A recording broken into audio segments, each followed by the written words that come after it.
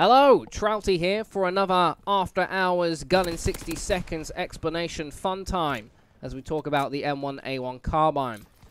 Now, I really do enjoy using this rifle. It's a gun that I like to go to because it does get boring, in my opinion, using an automatic rifle all the time. And I think if this game's engine and connections were a little bit better, I would use this gun pretty much non-stop. But it is quite a favoured weapon of mine. It's a bit more of a challenge, something slightly more unique.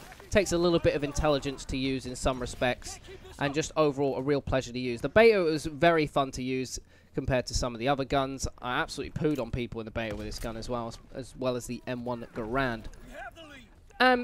I think this gun is exceptionally good. It's just a shame that it's completely outclassed by a lot of guns. I have to say that the PPSH at the moment seems to be even better than this at range. It just absolutely destroys me how good that gun is. But yeah, M1A1 Carbine, semi-automatic rifle, moderate damage, absolutely no recoil whatsoever on it.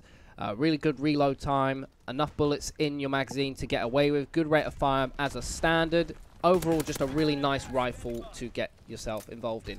Doesn't do too bad at close range, but you are extremely and viciously outgunned if you come up against an SMG, which you would expect a rifle, considering it's more equipped for long range, and it's not obviously going to be able to beat an SMG, which is meant for those close engagements, as you would expect. So, having something like the bayonet on it from the Infantry division is always a really big, massive boost to have. So if you are caught out, you can just charge them with that thing and hopefully get yourself a kill. I think it does it all right when you are putting shots into, and having something like rapid fire as an attachment is great, just because of how quickly you can dispatch bullets from the gun, meaning you can hopefully, and should do, in getting those shots off to hopefully put down someone. Depends on, you know, how it all works out in the battle. Anyway, I'm rambling on here. Let's jump into the actual nitty-gritty of this. So I think the obvious division is the Infantry, just the fact that you get extra ammo with it, because I find that you can burn through your ammo very quickly. The fact that you've got the increased movement speed when you're aiming down sights is massive for a gun like this, especially at range. It makes it very difficult for targets to actually get a lockdown on you and take you out. The bayonet is massively good for this one. Obviously at close range it struggles, so having something that can quickly dispatch someone at those ranges is obviously a very, very nice thing. And the extra attachment that goes along with it is once again a real big benefit to making this gun absolutely top notch, in my opinion. I think you could probably get away with using the mountain class because if you play quite defensive with it, which you probably should do, it is a gun that's specialized at range and you don't really want to be going too far. You can get away with using it. It's good for moving around, obviously. The fact that you will be quiet, you will be hidden from some of those kill streaks, maybe if you're having a game with some bad teammates. It is perfectly fine at doing that, but other than that, I wouldn't say there's too many other divisions that will give you much benefit. Moving into the attachments, I think the lens sight's decent to start with, but I wouldn't use it once I've got some of the other attachments. I think the iron sights are actually really nice on this gun, and I'm just going to skip to the reflex sight. I use this over the lens sight because I just think it's a lot cleaner to look at. It's easier for those long range fights, and that's where this gun is really going to excel, is that low recoil, that accuracy, and consistent damage over that distance is really a beneficial thing. It isn't the highest damage, obviously. It's moderate, so you need to be accurate with your shots. So having a reflex sight that is going to improve your accuracy at those ranges is really good. Now, the reason I don't tend to go with the iron sights, even though I probably could do if I really had to, if there were other attachments that I thought were better than what I've got, or if I decided to switch to a mountain class, I might be tempted to drop the reflex sight. I just tend to go with the reflex sight because I think it's obviously much more accurate, and this game can be a bit hit and miss at times. The connections, the hit detection, the engine. If it was any other COD, I would have probably gone with the iron sights because I think the iron sights are actually really nice to use, and I really got along with them in the beta. It's just this full version, it's not really exactly what I wanted it to be, and it doesn't quite feel as smooth as I would want it to be, which is why I tend to go with the reflex sight more as an insurance policy and to be safe than sorry. So that's why I go with that. I think quick draw's great. The fact that you have a semi-automatic rifle, you can waste a lot of shots on your hip fire. The hip fire is not going to be extremely accurate. You only fire one shot at a time, and I wouldn't say like a long period of time, but it's going to be a lot longer than if you're running around with PPSH, which is going to fire off bullets like absolutely nobody's business. And on a hip fire, the hip fire on that is going to be a lot better than a M1A1 Carbine rifle, and you've only got 15 bullets, so you've got to make them count. So being able to aim down your sights as quickly as possible, making sure your shots are accurate, means that less bullets are going to miss. You've got a quicker time to get your lined up shots, if that makes sense. So you basically, instead of being inaccurate and random with the hip fire spread, you're aiming down sights and being more accurate much quicker, which is why I would always say put the quick draw on.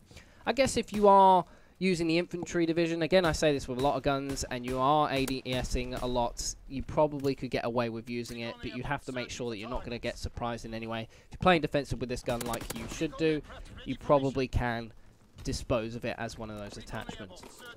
I don't think the grip does anything. It might help you out very slightly at those extremely, extremely long ranges, but in all honesty, I've never found any difference between the grip and not having grip. The recoil is so minimal, you probably won't ever notice it. So that's why I would never say go with the grip.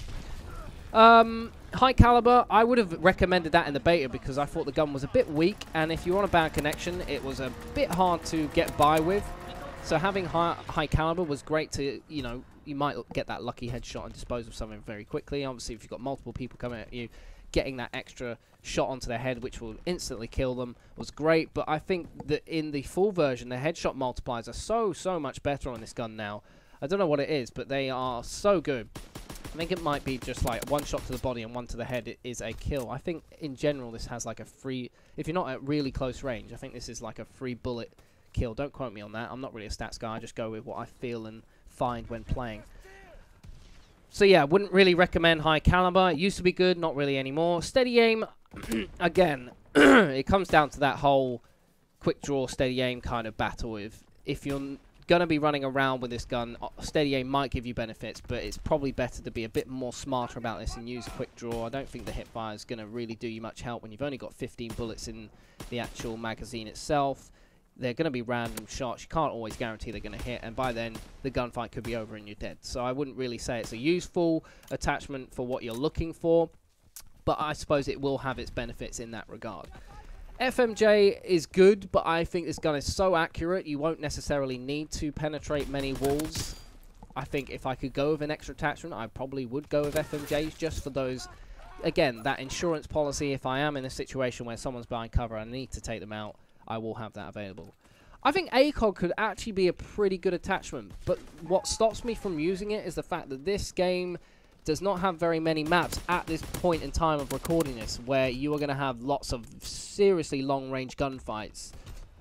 It would probably be a great attachment for something like Gustav Cannon, but in general, I don't think this game's got that many maps that the ACOG would technically be viable, because this gun is just so accurate, and the reflex sight does exactly what you need at those long ranges. I don't think the ACOG's really going to give you too much help. If you are struggling at distance with your accuracy, maybe it's something to invest in or investigate.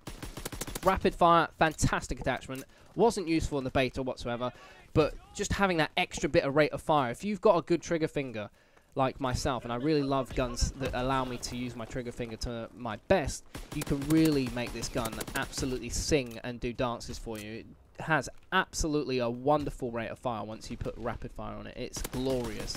You can find that you quickly burn through your ammo in the magazine, which can be a little bit of a hindrance at times, but as long as you aren't going absolutely crazy all the time and you do kind of show a bit of discipline, it's a very, very good attachment. And obviously, at that close range gunfight, if you're caught out, just having that available where you can just put tons of bullets into someone in quick succession, it can bail you out of a few problematic situations.